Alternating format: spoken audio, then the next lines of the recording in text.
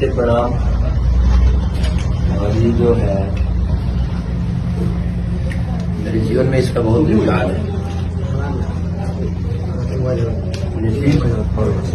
चोखा, 3 प्रकार की सब्जी है। इस होटल का नाम है डेली डिनर। आप डेली खा सकते हैं, घर हर नदी। और इसके मालिक हैं अंशु पांडे जी।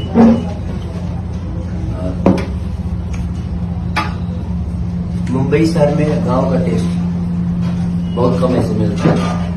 मेरे लिए तो समझ लीजिए कि रोज का रोज ही हो गया है।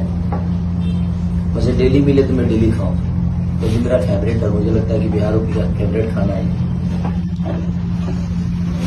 मजा आया मुझे पहली बार मुंबई शहर में लिट्टी चोखा।